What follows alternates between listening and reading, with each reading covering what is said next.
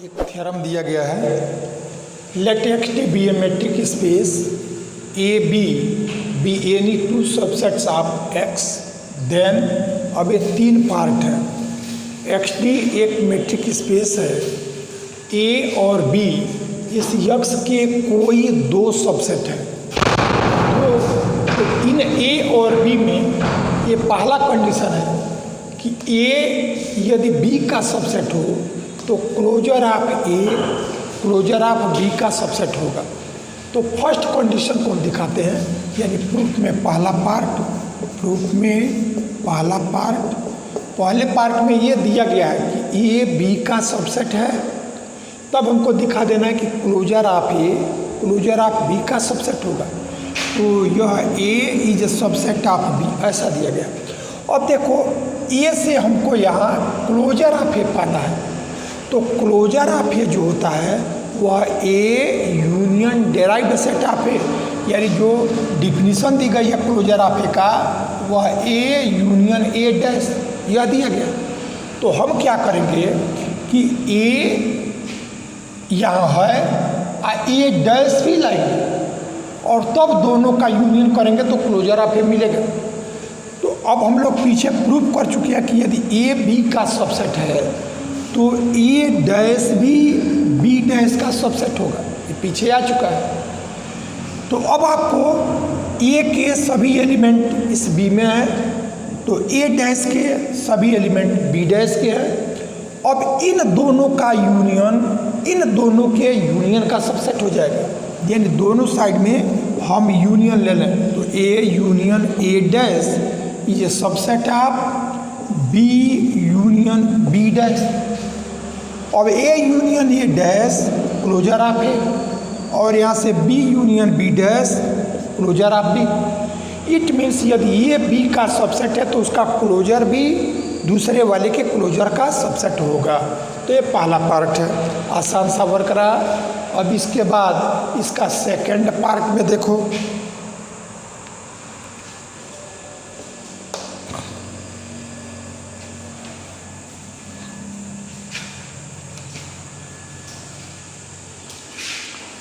Second part में दिया गया है, सेकंड पार्ट में closure of A union B, इसको हमको दिखा देना है कि closure of A union closure of B. तो यहाँ दोनों का यूनियन है और तब क्लोजर लिया गया है, लेकिन इधर ए का क्लोजर बी का क्लोजर और तब यूनियन आया है। तो अब हम क्या करते हैं कि कोई भी सेट है, उस सेट का जो क्लोजर होता है वह उस सेट और उसके डेराइव्ड सेट, यानी उस पर जो डैश हम लगाते हैं, इन दोनों के यूनियन के इक्वल होता है।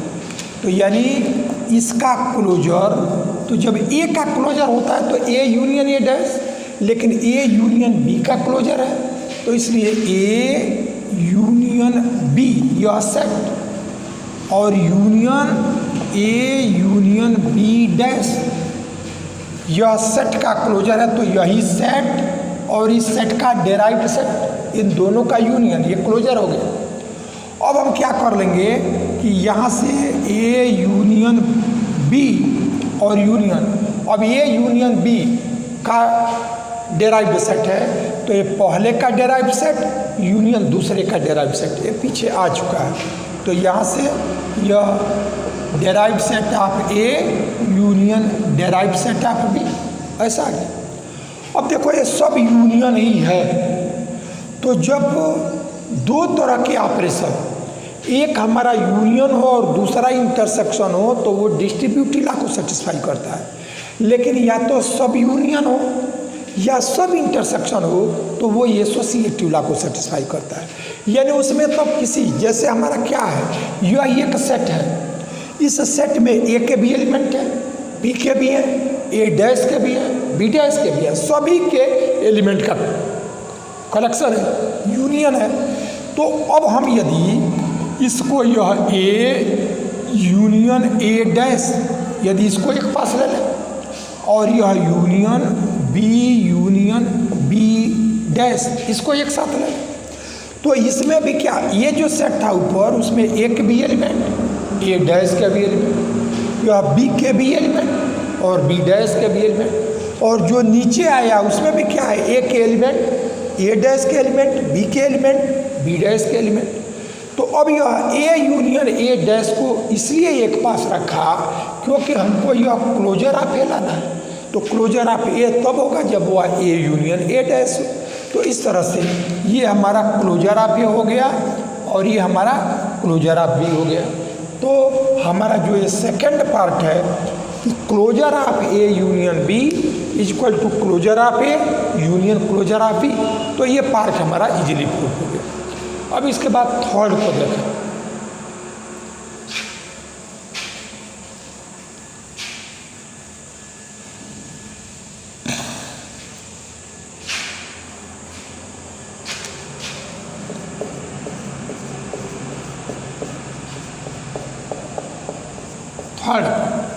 तो थर्ड पार्ट में क्या है कि जो ए है और बी है दोनों का इंटरसेक्शन ले लिया गया है, फिर इसका क्लोजर लिया गया है और यहाँ ए का क्लोजर ले लिया गया, बी का क्लोजर ले लिया गया, तब इंटरसेक्शन लिया गया। यानी जो वर्क यहाँ है वही यहाँ है दो अंतर के साथ। इसमें यूनियन आया हुआ है, इसमें इंटरसेक्शन आया हुआ है, और यहाँ इक्वालिटी है। यानी ये इसका सबसेट है लेकिन ये इसका सबसेट नहीं हो पाएगा, तभी ये सबसेट का दिया है, इक्वालिटी केवल नहीं दिया है। तो देखो पहले हमारे पास जो है उसको हम लोग प्रूफ करें। तो जब प्रूफ करेंगे तो यह ए इंटरसेक्शन बी, दो सेट का जो इंटरसेक्शन होता है तो जो दोनों में कॉमन होता है वो एलिमेंट होता है, तो वह इंटरसेक्शन का एलिमेंट ए में भी आएगा और इंटरसेक्शन का एलिमेंट बी में भी आएगा। यानी A intersection B content in A, या ये में कंटेंट होगा। तो यदि हम कोई एक सेट यह है और दूसरा सेट है, जो पहला पार्ट किया कि ये इसका सबसेट है तो इसका क्लोजर भी इसके क्लोजर का सबसेट होगा, तब हमारा intersection of A and B इसका closure is content in closure of A. अब यही वर्क हम बी के लिए भी कर सकते हैं। सिमिलरली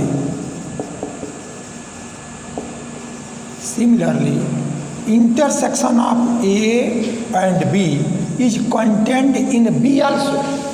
इंटरसेक्शन में ए और बी में जो दोनों में कॉमन एलिमेंट है, जो कॉमन एलिमेंट है वो ए में भी होगा बी में भी होगा। तो हमारा ये आ गया। और फिर इसका हमको क्लोजर चाहिए तो हम दोनों साइड का क्लोजर ले लें।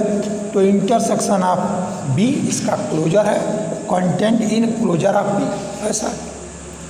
अब हमको दिखाना क्या है कि यह जो सेट है वो इन दोनों के इंटरसेक्शन में कंटेंट हो।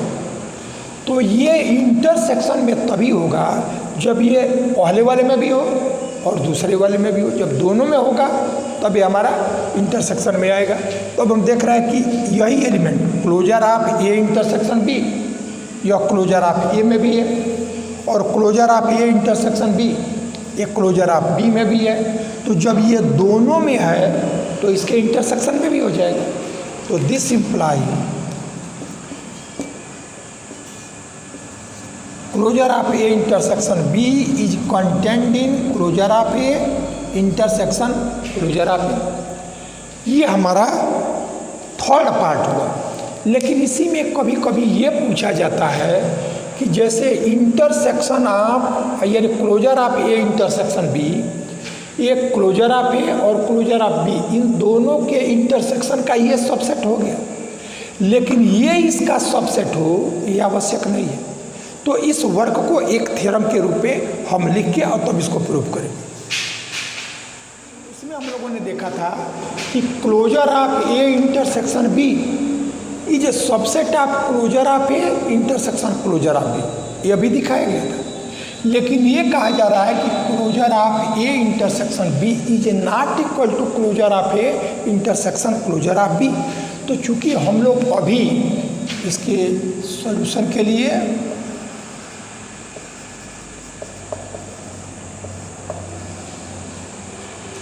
ये हम लोगों ने अभी प्रूव किया था कि सिंस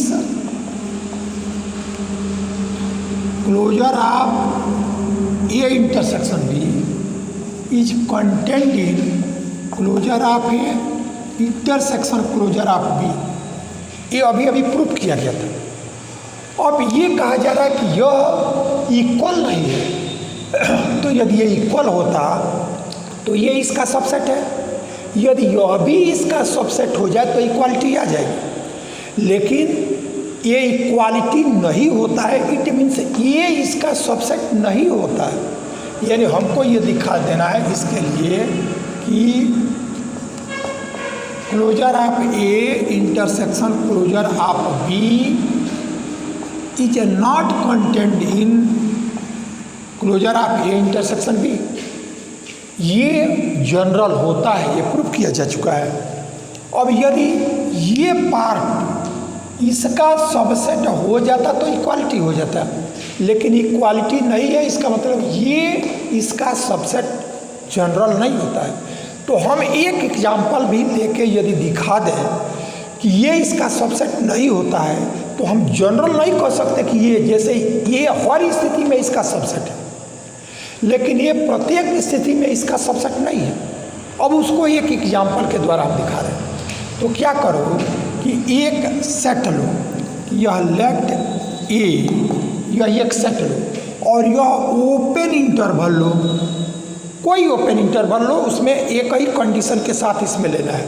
जैसे मान लो हमने ले लिया 0, 1, ये ओपन इंटरवल।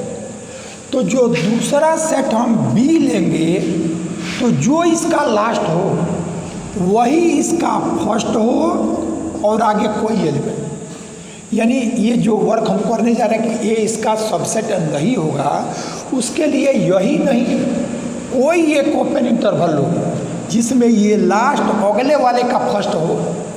तो ऐसे जितने भी एग्जाम्पल लेंगे वो हमारा इस कंडीशन को सेटिस्फाई कर देगा। अब जैसे देखो क्या है कि ये हमारा यह ए हो गया। अब हमको पाना है क्लोजर ऑफ ए। देखो क्या क्या निकालेंगे, ए है तो क्लोजर ऑफ ए निकालो, बी है तो क्लोजर ऑफ बी निकालो और तब उन दोनों का इंटरसेक्शन लो। फिर क्या करेंगे कि ए और बी इन दोनों का इंटरसेक्शन ले लें और तब उसका क्लोजर लें। तो अब हम तब देखें कि इक्वालिटी है या नहीं है, उसके बाद की स्थिति पे डिपेंड करेगा। तो अब आप देखो हमको इसका क्लोजर निकालना है, क्लोजर। तो क्लोजर निकालना है ए का, तो यह ए भी रहेगा और उसका डेराइव्ड सेट भी रहेगा, ए यूनियन ए डैश, यह हमारा क्लोजर ऑफ ए होगा। तो ए डैश यानी ए के सभी लिमिट पॉइंट। तो अब देखो जैसे हमारा 0 है और यह 1 है, तो ओपन इंटरवल का मतलब कि इन दोनों के बीच के सभी एलिमेंट एक्सेप्ट 0 एंड 1, 0 और 1 नहीं आएगा, 0 और 1 भी आ जाए तब वो हमारा क्लोज्ड सेट हो जाएगा, तब उसको क्लोज सेट कहते हैं। तो हमारा ओपन इंटरवल के जितने भी पॉइंट हैं वो सब लिमिट पॉइंट होते हैं, और जो ये बाउंड्री का पॉइंट होगा वो भी लिमिट पॉइंट होगा। क्योंकि लिमिट पॉइंट होने के लिए क्या चाहिए कि उसको किसी रेडियस से ओपन स्फीयर ड्रा करो, इसको किसी रेडियस से ओपन स्फीयर ड्रा करो, तो हर ओपन स्फीयर में इस पॉइंट के अतिरिक्त इसका एलिमेंट मिलना चाहिए। तो जब इस पॉइंट को किसी रेडियस से ओपन स्फीयर ड्रा करोगे तो इसका हाफ पार्ट इस ओपन स्फीयर का इसके अंदर ही आएगा, इसलिए इसमें इसके पॉइंट मिलेंगे। तो हमको ये 0 भी और सिमिलर पैटर्न पे 1 भी, ये लिमिट पॉइंट होगा। तो जब इस ओपन इंटरवल के लिमिट पॉइंट का कलेक्शन लेंगे, यानी यह ए के लिमिट पॉइंट का कलेक्शन लेंगे, तो ये अंदर के तो सभी एलिमेंट आए, ये हमारा 0 और 1 भी आ गया लिमिट पॉइंट में, लेकिन ओपन इंटरवल में 0 और 1 नहीं था। तो जब ये लिमिट पॉइंट का कलेक्शन लेंगे तब हमारा यह 0, 1 ऐसा आ जाएगा, क्योंकि 0 भी हमारा लिमिट पॉइंट हो गया और 1 भी लिमिट पॉइंट हो गया। तो जिस सेट में ये भी आ जाएंगे तो हमारा वो क्लोज हो जाएगा, तो ये क्लोज हो गया। फिर उसी पैटर्न पे ये हम बी डैश लेंगे, यानी इस बी के जितने लिमिट पॉइंट हैं, तो ये 1 है और ये आपका 2 है। तो ये 1 और 2 इसके बीच के सभी पॉइंट, तो ओपन इंटरवल के जो भी पॉइंट होते हैं वो सब उसके लिमिट पॉइंट होते हैं। और लिमिट पॉइंट ये जो 1 है और 2 है ये भी हो जाएगा, क्योंकि जो यहाँ तुमने समझा वैसे 1 को भी किसी रेडियस से ओपन स्फीयर रख, तो इसका हाफ साइड का ओपन स्फीयर का उसमें आएगा। तो इस तरह से 1 और 2 ये भी लिमिट पॉइंट हो गए। तो अब इस B के सभी लिमिट पॉइंट का कलेक्शन, तो जो इस ओपन इंटरवल में जो पॉइंट थे वो सब लिमिट पॉइंट थे ही, और यह 1 और 2 भी आ गया, ये भी लिमिट पॉइंट हो गया। तो लिमिट पॉइंट में हमारा यह 1 और यह 2 ये दोनों आ गए। तब आपको क्लोजर ऑफ ए निकालना है, लेकिन क्लोजर ऑफ ए की वैल्यू ये यूनियन ये डैश होता है, इसलिए ये डैश निकाला गया। तो अब आप क्या कर लो कि यहाँ से ए यूनियन ए डैश यह निकाल, तो यूनियन में दोनों सेट के एलिमेंट आते हैं और जो कॉमन होता है वो एक बार ही आता है। तो इस क्लोज्ड में ये सभी पॉइंट तो है ही है, इसमें एक अतिरिक्त 0 और 1 आ गया है। इसका मतलब दोनों का जब यूनियन लेंगे तो क्लोज्ड इंटरवल 0 1 ऐसा है। अच्छा, यूनियन नहीं इंटरसेक्शन लेना है, यहाँ हमको इंटरसेक्शन लेना है, रिजल्ट में इंटरसेक्शन दिखाना है। तो देखो इंटरसेक्शन, तो अब आप देखो, अच्छा पहले क्लोजर तो ले ले, उसके बाद इंटरसेक्शन लेना है। तो क्लोजर ले लो, ठीक है। तो closure of A equal to A union A dash ऐसा होता है। तो अभी हमारा आ गया क्लोज इंटरवल 0 1। और वैसे क्लोजर ऑफ बी, तो ये हमारा हुआ बी यूनियन बी डैश। तो इन दोनों का यूनियन लेंगे तो हमारा ये सभी एलिमेंट इसमें है, एक 1 और 2 अतिरिक्त है। तो जब यूनियन लेते हैं तो यूनियन में सभी एलिमेंट आते हैं, दोनों सेट के आते हैं। तो हमारा यह 1 2 ऐसा आ गया। तो अब क्लोजर ऑफ ए निकाल लिया, क्लोजर ऑफ बी यह निकल गया, यह निकल आया। अब हमको यह चाहिए, तो ए इंटरसेक्शन बी ले, तो intersection of A and B, तो ए और बी के इंटरसेक्शन में वही एलिमेंट आएगा जो दोनों में कॉमन हो। तब आप देखो कि ए में 0 1, यानी यहाँ से 0 से लेकर के 1 तक, लेकिन 1 नहीं है इसमें, और ये तुम्हारा 1 से 2 के बीच के सभी 1 नहीं है इसमें। इसका मतलब 0 से 1 के पहले का एलिमेंट यह है, और 1 के बाद और 2 के पहले तक का एलिमेंट इसमें है। तो जब इसका इंटरसेक्शन लोगे तो इंटरसेक्शन में एक भी एलिमेंट नहीं आएगा, ये दोनों डिसजॉइंट सेट है। तो हमारा जब दोनों के इंटरसेक्शन में कोई एलिमेंट ना हो तो उसको हम 5 बोलते हैं। तब हम यहाँ देखेंगे कि intersection of A and B equal to 5। अब इसका क्लोजर लो, क्योंकि हमको इसका पहले इंटरसेक्शन लेना है और तब इसका क्लोजर लेना है। तो अब यहाँ से क्या कर लो, closure of intersection of A and B, तो दोनों साइड का क्लोजर, तो इसका भी क्लोजर, और होल सेट कैपिटल एक्स और एम्प्टी सेट 5, ये दोनों सेट ऐसे हैं कि जो दोनों ओपन भी होते हैं और दोनों क्लोज्ड भी होते हैं। तो हमारा यह 5 जो है वो क्लोज्ड है।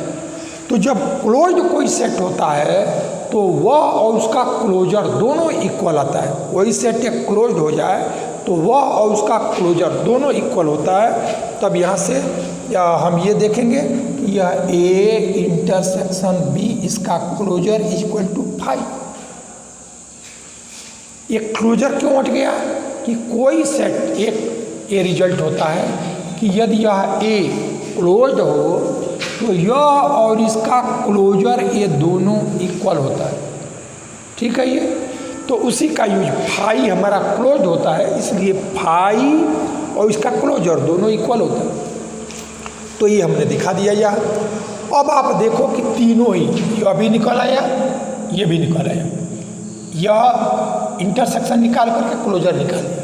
तब इन दोनों का इंटरसेक्शन, यानी अब हम लें now closure of A intersection closure of B. तो क्लोजर ऑफ ए आपका यह है, ये है, और क्लोजर ऑफ बी यह है।